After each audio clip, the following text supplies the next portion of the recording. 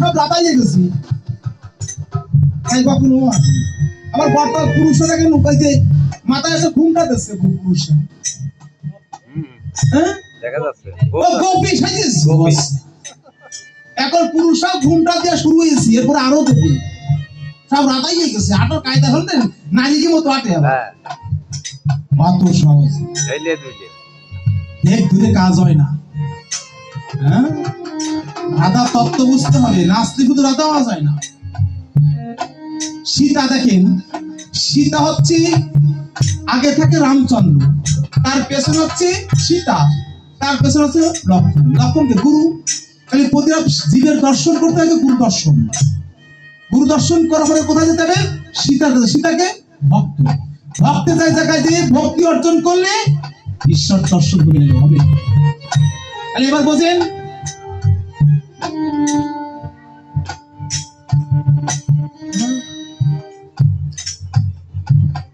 আজকে এই যে খুব চা, তাহলে তারপর হলো খুব চা।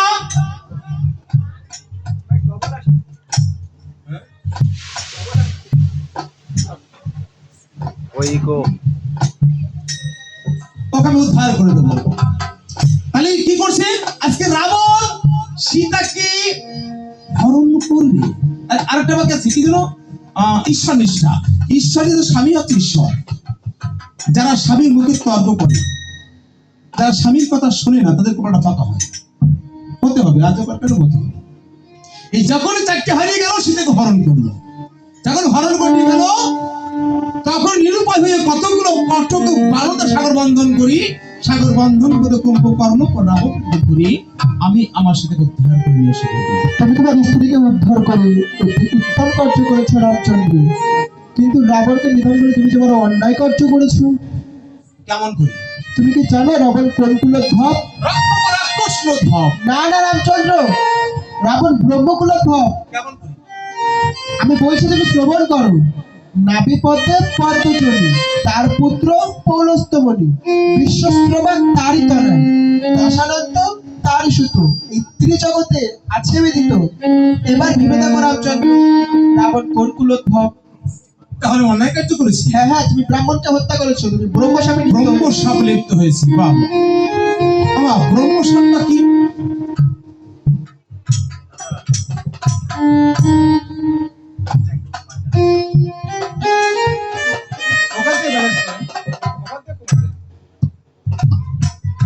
কিবোর্ড কমলা রং। দেখেন, রামচন্দ্র ব্রহ্মশাপ লিপ্ত হয়েছে তা নয়, আমরা কিন্তু ব্রহ্মশাপ লিপ্ত হতে পারি। 5 কোটি পাপ করলে সে ব্রহ্মশাপ লিপ্ত হয়। তার মধ্যে 5টা শ্রেষ্ঠ। সেই 5টা কি? যদি কোন নারী বা পুরুষ কোন শিশুকে গলা টিপে হত্যা করে, সে ব্রহ্মশাপ লিপ্ত হয়। যদি কোন নারী বা পুরুষ কোন শিশুকে বিষ প্রদান করে, সে ব্রহ্মশাপ লিপ্ত হয়। যদি কোন নারী নিজের গর্ভপাত করে, বুঝেন তো, তারা ব্রহ্মশাপ লিপ্ত হয়। আর কখনো কোনদিন এই গর্ভে সন্তান আসবে না। যদি আসে, সেই সন্তান ব্যভিচারী হবে। এই যে প্রথম সন্তান নষ্ট হয়ে গেলে তার খবর হয়ে যায়। এটা খুব মারাত্মক জায়গা, খুব মারাত্মক জায়গা। কিন্তু এখন তো নারীরা সেই নারীর মর্ম বুঝে না। মনে কথা আমার নারী হয়েছে কিনা জানি হয়ে গেছি, সেই নারীর যে মর্ম, সেই জিনিসটা কিন্তু এখন নারীরা বুঝে। আর কি নিজের বাচ্চা বলে কথা নয়, যদি কোন শিশু বাচ্চাকে নাকের সুখে খাবার প্রদান করা হয়, সে ব্রহ্মশাপ লিপ্ত হয়। আজকে আমার এই অধীনবাবু চলে গেছেন, তারা দেখেন এই যে 4টে সন্তান, 5টা সন্তান দেখেন, 1 বছর মধ্যে যদি এদের গায়ে যদি কেউ হাত দেয়, তার খবর হয়ে যাবে, সে ব্রহ্মশাপ লিপ্ত হয়। যদি কেউ কোন নারীকে হত্যা করে, সে ব্রহ্মশাপ লিপ্ত হয়। এইভাবে অ্যাভেলেবেল। আজকে ব্রহ্মশাপ লিপ্ত হয়েছে, এর থেকে মুক্তির পথ কি? তোমাদেরকে রাজস্ব যজ্ঞ করতে হবে রামচন্দ্র। ফুল তুলসী লাগবে ভাগে ভাগে, আর এই পৃথিবীর যে শ্রেষ্ঠ রাজা তার মুন্ডু কর্তন করে যোগে আহুতি দিতে হবে। তাই বলছেন, যদি নর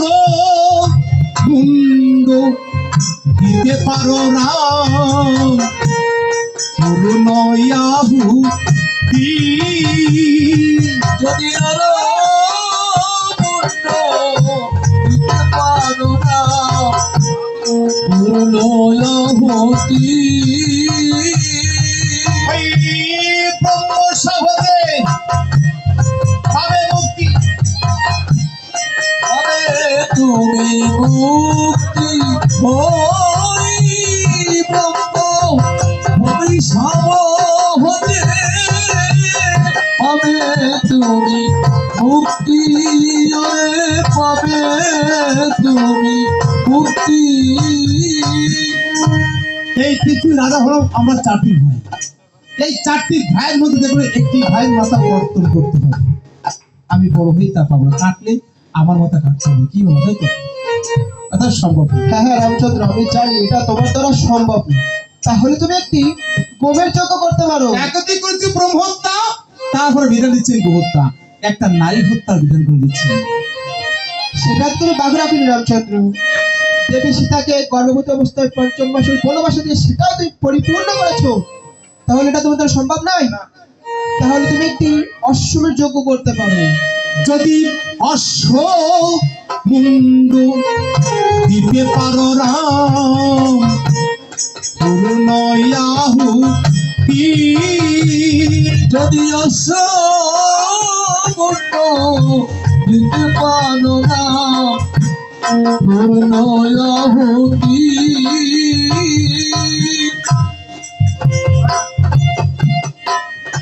নবয়ধি সব হতে পাবে তুমি মুক্তি ওরে পাবে তুমি মুক্তি। এটা সম্ভব নয়। আচ্ছা, এটা এই অশ্বটি তোমার পিতা করেছিল না, তাই এই অশ্বটুকু করতে কি কি লাগবে? ফুল তুলসী লাগবে ভাগে ভাগে, আর দরবার এক রাজা আছে, তার কাছে আছে বহু অশ্ব, সেখান থেকে একটি শ্বেতবর্ণের অশ্ব তোমার ভাই সতীর বিরুদ্ধে আনায়ন করতে হবে। তারপর তার ললাটে একটি জয়পত্র লিখে চতুর্দিক বিয়ে করতে হবে। তারপর সেই মুন্ডু সেই অশ্ব মুন্ডু কর্তন করে তোকে আহতি দিতে হবে রামচন্দ্র। শ্রী রামচন্দ্র বলছে, সত্যবীর আমার গুরুদেব একটা অশ্বমেধ যজ্ঞের বিধান দিয়েছে। দাদা কি করতে হবে শোনো, তুমি যাবে তুরঙ্গ রাজের কাছে। এই যে তুরঙ্গরাজ কে? অশ্বদের রাজা হচ্ছে তুরঙ্গরাজ। বারবার হাত দিস না দিদি ভাই। তুমি তার কাছে যাবে, গিয়ে বলবে যে আমার দাদাটা যজ্ঞ করবে। আজকে গিয়েছিল, আমার বলেন তো কোন অশ্ব? সমুদ্র মন্থন করে যে অশ্বটা উঠেছিল ওই অশ্ব। হ্যাঁ, তাহলে তুরঙ্গরাজ আমার দাদার যজ্ঞ করবে, তুমি একটা অশ্ব দিবে। দেখো তোমার দাদার কোনো কাজে আমি আসতে পারিনি, একটা কেন, যে কয়টা লাগে সেই কটা নিয়ে যাও।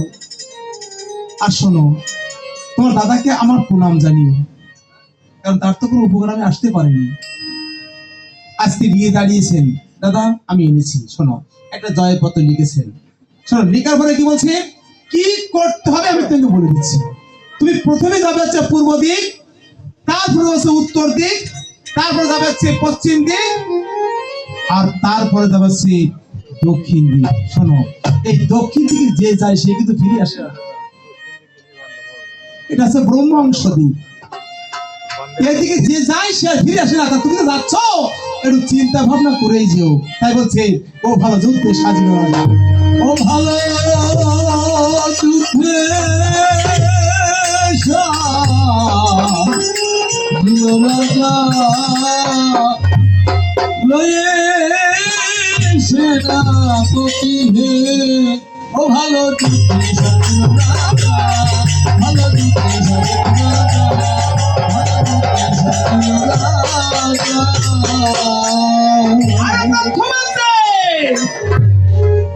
যজ্ঞের অশ্ব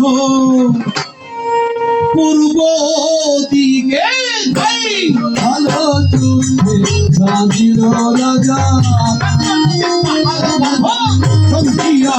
ও ভালো যুদ্ধে সাজিল রাজা,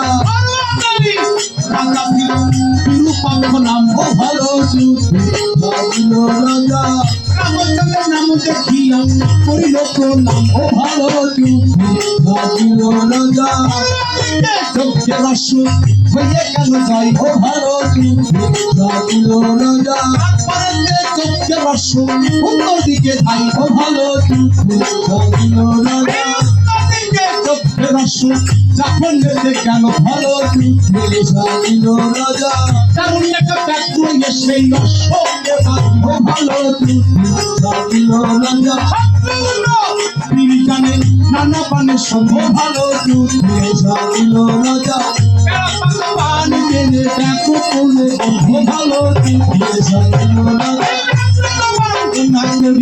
পাথরটায় পাঠালো ভালো দিল রাজা রামের হস্তে ব্যাগের মুক্তি হলো ভালো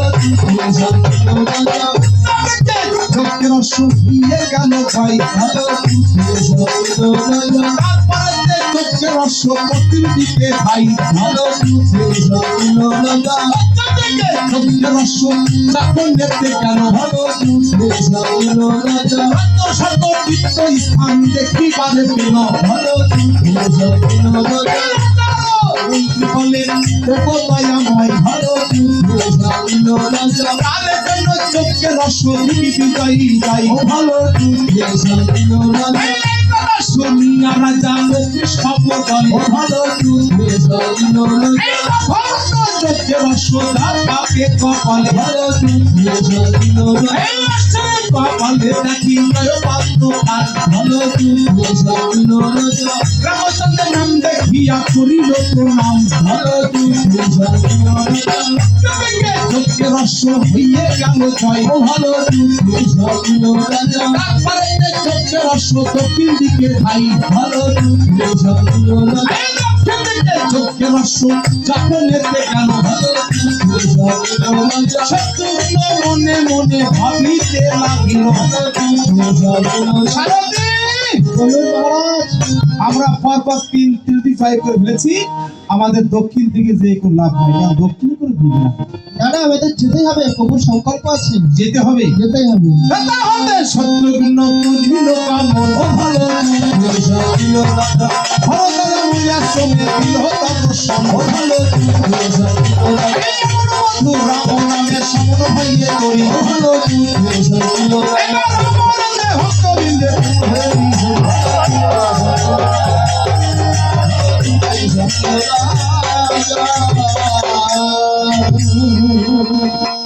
আজকে অশ্বনী স্মৃতি ভরদ্বাজ মুনির আশ্রম ইসলাম করতে আছে এই যে ভরদ্বাজ মুনি কি বৃহস্পতি পুত্র ভারতের এলাহাবাদ থেকে 60,000 কিলোমিটার দূরের অবস্থা আর সত্যবার বীর বলছে দক্ষিণে কোনো বীর নাই দক্ষিণে কোনো বীর নাই দক্ষিণে কোনো বীর নাই এদিকে মহাবলী বাল্মীকি সপ্ত খণ্ড রামায়ণকে ধ্যান করছেন অধ্যয়ন করছেন তিনি ধ্যান থেকে জানতে পারলেন যে সত্য ঘন বীর বলছে দক্ষিণে কোনো বীর নাই রামচন্দ্র তোমার গুরুদেব তোমাকে অশ্বমেধ যোগের বিধান দিয়েছে ভালো তুমি সকলকে নিমন্ত্রণ করেছো কিন্তু আমাকে তুমি নিমন্ত্রণ করো নাই দেখেন রামচন্দ্র যোগ করেছিলেন সকলকে নিমন্ত্রণ করেছিলেন কিন্তু 4 জন বাকি ছিলেন তাদেরকে নিমন্ত্রণ করলেন না এক হচ্ছে মহামণি বাল্মীকি 2 হচ্ছে শাকুনি রাজন 3 হচ্ছে গোপ চন্ডাল আর 4 হচ্ছে ধার্মিক বিষ্ণু এই 4 জন হচ্ছে রামচন্দ্রের বিপদের বন্ধু একান্ত বন্ধু শাস্ত্রে বলছে যদি কোনো বাড়িতে কোনো মাঙ্গলিক অনুষ্ঠান হয় যে শত্রু তাকে আগে নিমন্ত্রণ করতে হয় আগে নিমন্ত্রণ দিতে হয় আসুক আর না আসুক কিন্তু নিমন্ত্রণ দিতে হয় কিন্তু এখন তো হয় না আমাদের মতো হিংসা বেশি এই যে মাঝে একটা নড়াইলে দুর্গাপুরে একটা গান করলাম 2 ভাই 2 অনুষ্ঠান দিচ্ছি ভাই ভাই মুখ দেখা থেকে বন্ধ গান শুরু করেছে পেছন থেকে চেয়ারতে শুরু হয়ে গেছে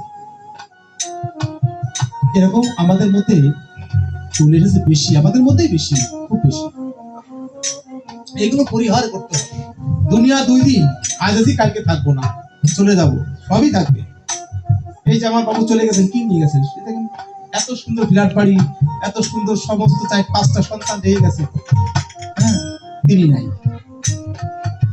এই জগতে কেউ থাকবে না, সবাইকে ছেড়ে। তাই বলছে যে সত্য বীর হচ্ছে দক্ষিণে কোনো বীর নাই, দক্ষিণে কোনো বীর নাই। রামচন্দ্র, দক্ষিণে কোনো বীর আছে কিনা তোমাকে ভালো করে বুঝিয়ে দেবো।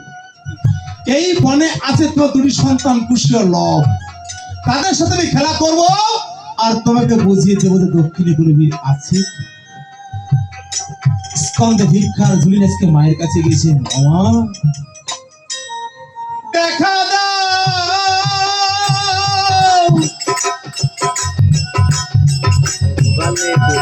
দেখা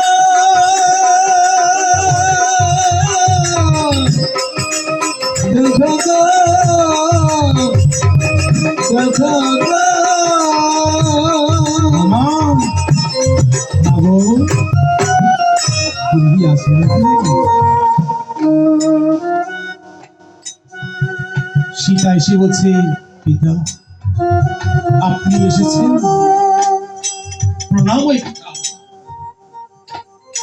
আপনি কিসের জন্য এসেছেন? আমি তোর ভিক্ষার জন্য এসেছি। পিতা আপনি কি বলছেন? কি ভিক্ষা দেবো? আমার তো ভিক্ষা দেওয়ার মতো কিছু না। হ্যাঁ, আমি ছিলাম অযোধ্যা রানী, আমার স্বামী ছিল রামচন্দ্র। আমি চেয়েছিলাম আমার স্বামী চরণ সেবা করে আমার জীবন অতিবাহিত করবো, কিন্তু এখন তো ভিক্ষায় সব কেড়ে গিয়েছে। আমার তো দেওয়ার মতো কিছু নাই। ও দেখেন, যদি কোনো বাড়িতে কোনো ভিক্ষুক আসে, মায়েরা কখনো হাতে হাতে কাউকে ভিক্ষা দেয় না। কেন দেয় না? হাতে হাতে ভিক্ষা দিলে তার মৃত্যু হতে পারে এবং কপালটা ফাঁকা হয়ে যেতে পারে।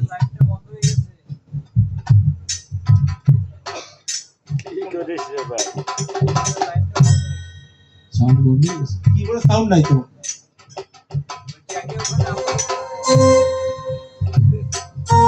এই জন্য কাউকে ভিক্ষা দিতে নাই, হাতে হাতে কাউকে দিতে নাই, ভিক্ষার মতো নিজে নিতে। বলছে, পিতা কি ভিক্ষা দেবো? কেন তোর এই খুশি লোক তোমাকে দেবো? বলছে, পিতা আপনি কি বলছেন? এই কুশলাভ আমার অনন্ত দুঃখে ফেলা পারের কান্ডারি নারী ছিল ধর, এদেরকে দিয়ে তুমি থাকতে পারবো? আপনি কি বলছেন? বলছে, সীতা তোমাকে ভিক্ষা চেয়েছে, তুই ভিক্ষা দিবি না? বলছে, পিতা আপনি হচ্ছে আমার অন্নদাতা, আমার আশ্রয় দাতা। যে অন্নদাতা হয়, যে আশ্রয় দাতা হয়, তাকে কখনো করাতে নেই। কথা দুটোর মানে আছে, যিনি অন্ন দান করেন আর যিনি আশ্রয় দেন, এদেরকে কখনো কাঁদাতে নেই। যে কাদায় তাকে সারা জীবন কাঁদতে হয়, সারা জীবন কাঁদতে হয়। আজকে আমরা বাবুরা কালকে জ্ঞাতিভোজ করবেন, যদি কেউ খেতে খেতে নিন্দা মন্দ করতে যায়, তার খবর হয়ে যাবে।